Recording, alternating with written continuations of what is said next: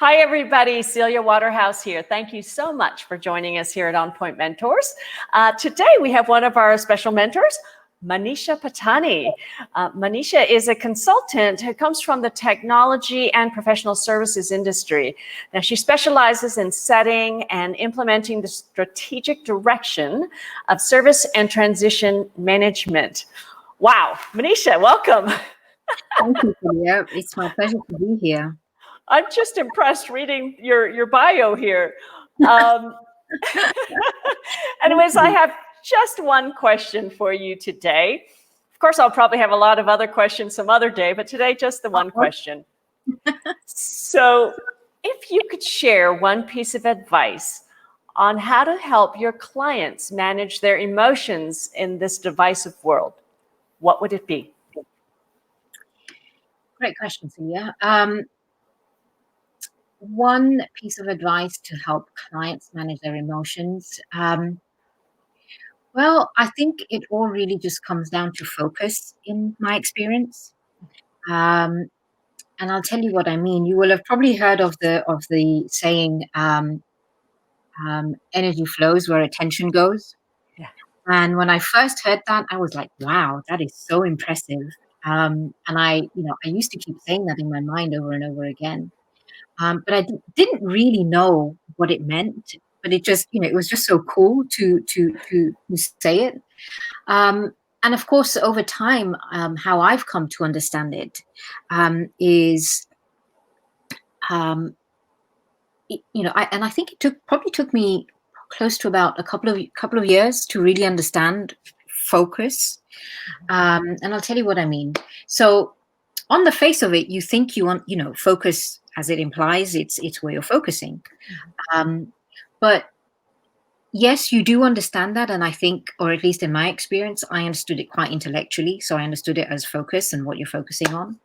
But I think the more deeper you delve into it and you start to kind of really pay attention to what that really means, how I've come to understand it is that you realize your focus is actually in response or in reaction to something that might be happening. So, for example, I don't know, take a situation like somebody who's lost their job and is trying to look for a job. They may be focused on, trying to get a new job. But are they really focused on a job that they're looking for, but wanting to avoid certain conditions, such as, I don't know, a job that avoids a specific location or some non-negotiables that are really close to them, close to their heart? Or are they really focused on conditions that they would like to have? So are they, which one is it? And are they really focused on their ideal job? Right. And I think it takes work it sounds like hard work, but actually once you get the gist of it, it's actually not hard work at all. And so one simple exercise that I've used that's helped me, which I'd like to share with the audience when I find myself in that situation, is to have, on a sheet of paper, 2 columns, both with 3 questions, on 3 questions on each side. And the first question is, and this could be in relation to anything, right? It could be, a job, it could be, I don't know, COVID, or it could be anything else that, anyone might be going through or is at the forefront of what they're experiencing. And so you make, 1 column on the left, 1 column on the right, both with three exactly same questions. But the difference is 1 column is focused, 1 column is kind of looking at it from the point of view of what am I thinking now? And the other column is what would I like to? So the first question is, what do I define myself as? And that could be, if we take whatever subject, it could be COVID. Am I defining myself as I'm suffering because I've lost a family member?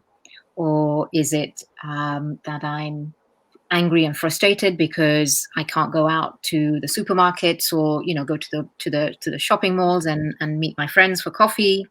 and I'm angry and frustrated, do I define myself as someone that something is happening to, or do I define myself as someone that is in control and in their power of whatever they're experiencing?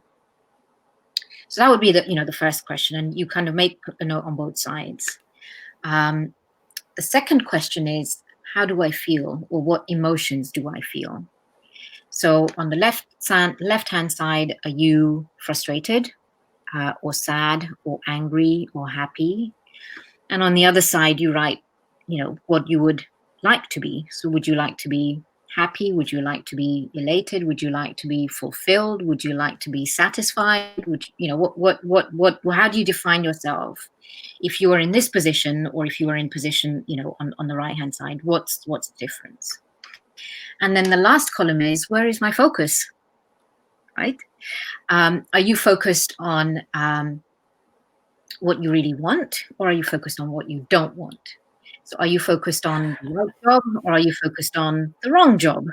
Are you focused on feeling happy, or are you focused on feeling angry and frustrated? And it's really, really simple, without involving too much thought. You go with the first thing you get and write that down, because that usually captures what's really, sort of coming up on the surface for you. And very simply, what I then do is look at both the sides and go, huh. So that's what's really going on. And what it helps to do is get you on the right track. Right. It's to say, and you'll see, and coming full circle to emotions, is that's how I think, if for me to serve the audience in a way that's simple, that's practical, that they can apply straight away. I think this is by far been the biggest, after doing so much personal development work, been by far the biggest kind of impactful exercise. That's not going to take you hours to sit down, and because we all have busy lives, we all have so much going on, there's so much noise in the head, but it allows you to quickly see your emotions and make a shift. Choose the right track. Which way is it that you want to be? And I think if there was only one piece of advice that I would give, I think that would be my piece of advice. That's fabulous. I can already see the columns in my head, and it's where you are now, where you want to be. Yeah. And it's all visualization of where that is. And I always go back, you have such an impressive resume or CV, or what I call you the firefighter, right? In the tech world, right? And I'm always impressed with anyone that can manage the tech stuff. And, how do you apply that? Give us an example. If something's just going crazy at work and everyone's emotions are flying high because some technological platform just crashed, how do you apply that to that situation? So the key in that situation is really communication, and very direct communication. And what I've found is to be totally honest with what the real deal is. So if, for example, let's say, I don't know, take something like London Stock Exchange, right? Where every second matters, because it's information that can move markets. Right. So in that situation, it's really important to be very down to earth about what is the truth and what is actually really going on. So how you present it is really to do with communication, and being frequent with your communication, and being absolutely honest with your communication.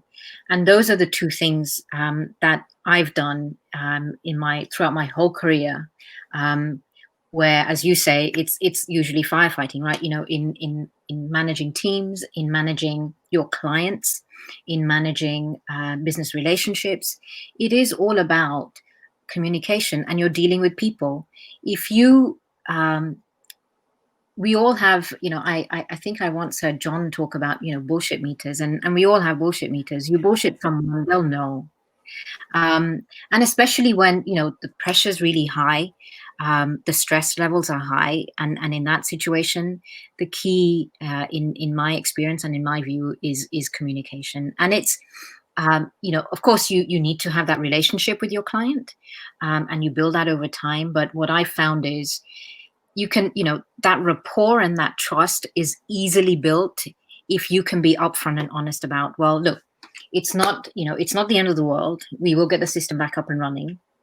But here's the thing, the backup, the data center in, I don't know, in let's say New York is, working on it.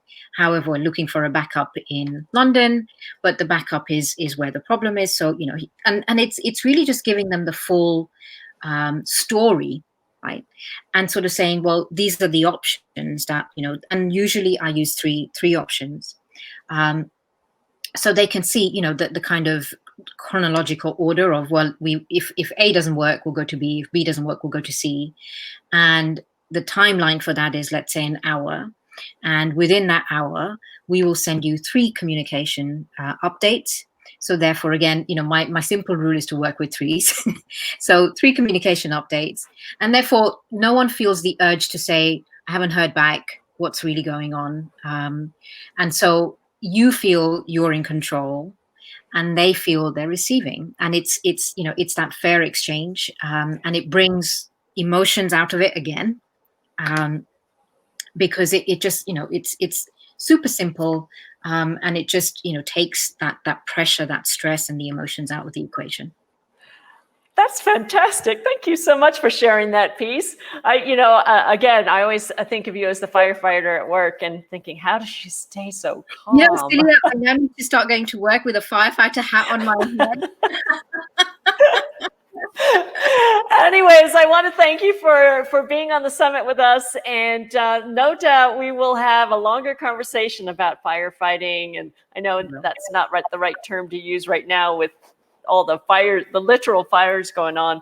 But I would love to hear more of your strategies for handling some of the tough stuff. So I appreciate you joining us, Manisha. I'd love to, and I'm really looking forward to seeing all of the recordings on the summit, and actually looking forward to the summit. That'd be great. It's great. I've talked to many of the mentors, and I'm going to encourage everybody to listen to each and every one of them, because everybody has something different to say. So thank you. Looking forward to it. Really looking forward to it. Thank you, Celia. Take care. Bye-bye.